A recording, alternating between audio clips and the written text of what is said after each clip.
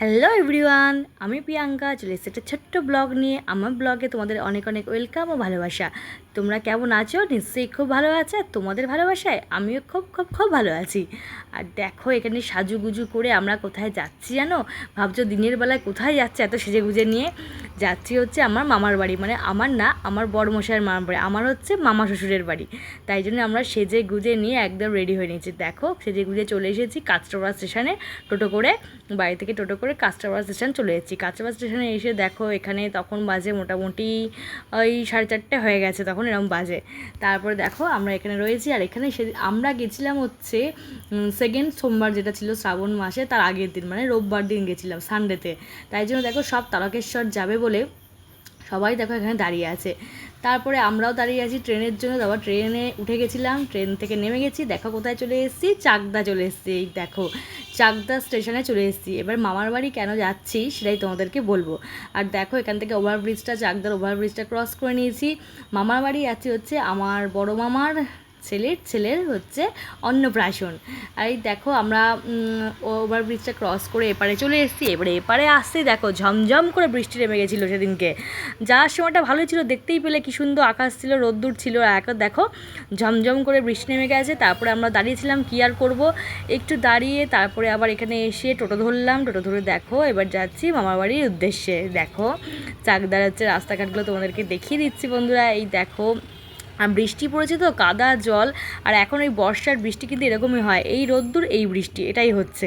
যা আবার এদিকটা দেখো কোনো বৃষ্টি হয়নি, মামাবাড়ির এদিকটা দেখো পুরো রাস্তাঘাট পুরো ফাঁকা, শুকনো পুরো একদম, দেখো কোনো বৃষ্টি হয়নি। আর আমার সত্যি কথা বলতে গেলে এই মামার বাড়ির এই পরিবেশটা খুব ভালো লাগে, গ্রাম্য পরিবেশ এত সুন্দর লাগে, শান্ত স্নিগ্ধ, খুব সুন্দর লাগে। দেখো কথা বলতে বলতে দেখো আমরা চলে এসেছিলাম হচ্ছে মামার বাড়িতে। দেখতেই পাচ্ছ বেলুন দিয়ে সাজিয়েছি, কি সুন্দর করে গেট করেছে। তারপরে দেখো আমরা চলে এসেছিলাম হচ্ছে এটা মেজো মামার ঘরে। বড় মামার ঘরেও গেছিলাম প্রথমে, বড় মামার ঘরে ফার্স্টে গেছিলাম, সেখানে ভিডিওটা করিনি। এখানে দেখো মেজো মামার ঘরে এসেছি। এখানে দেখো দিদি, আমার মেজো মাসির মেয়ে, এই যে মেজো মাসি। এখানে দেখো বৌদি, এই দেখো মা। আর এই যে এটা হচ্ছে মেজো মাইমা। এই দেখো, আর আমার ছেলেকে দেখো মেজো মাইমার ঘরে এসে ও আগেই ওর বেলুনের চোখ পড়ে গেছে, বেলুন নিয়ে এসে দেখো দিদির সাথে খেলা করছে। এই যে এটা হচ্ছে দিদির মেয়ে, দেখো কি সুন্দর খেলা করছে। তারপর দেখো এখানে ডেকোরেশনটা দেখো খুব সুন্দর করে সাজিয়েছিল, ছোট্ট পুচকুটার অন্নপ্রাশন। আর আমরা তো অনেক তাড়াতাড়ি গেছিলাম, তাই তখনও কোনো লোকজন আসেনি। তখন আমরা দেখতেই তো পেলে দিনে দুপুরবেলা আমরা বেরিয়ে গেছিলাম, তাই জন্য তখনও লোকজন কেউ আসেনি। আর এদিকটা দেখো স্টলের ব্যবস্থা করেছে। দেখো এখানে ছিল হচ্ছে কফির স্টল, পকোড়া স্টল, আর এখানে সব চেয়ারটার পেতে দিয়েছে। এখানে দেখো সবাই বসে আছে আর খুব সুন্দর করে সাজিয়েছিল। তারপরে দেখো পুচকুসোনাটাকে দেখো, পুচকুসোনাকে বলছি এদিকে ঘোরো ফটো তুলবো, ও ঘুরবে না, ও ওদিকেই ঘুরে আছে, ফটোও তুলবে না, ওদিকে ঘুরবে না। দেখো কি মিষ্টি, কি কিউট, দেখো পুচকুটা কি সুন্দর। আর এত কিউট ছিল কি বলবো, মনে হচ্ছে ধরে চটকে দিয়ে একদম। এই দেখো মায়ের কোলে উঠে পড়েছে, দেখো কি মিষ্টি লাগছে না, কি কিউট। এই ছোট্ট সোনাটারই হচ্ছে অন্নপ্রাশন, আর এর অন্নপ্রাশনেই আমরা গেছিলাম। দেখো কি ভালো লাগছে। আর এটা হচ্ছে ছোটো সোনাটা দিদুন। আর এই দেখো, আর বাচ্চাটা এত কিউট ছিল, এত শান্ত ছিল যে এত গরমের মধ্যে একটুও কাঁদেনি, সবার কোলে যাচ্ছিল, এত ভালো যাও না। তারপরে দেখো আমরা নিয়ে নিয়েছিলাম পকোড়া। আমার ছেলে দেখো এখানে বসে বসে পকোড়া খেতে স্টার্ট করে দিয়েছে।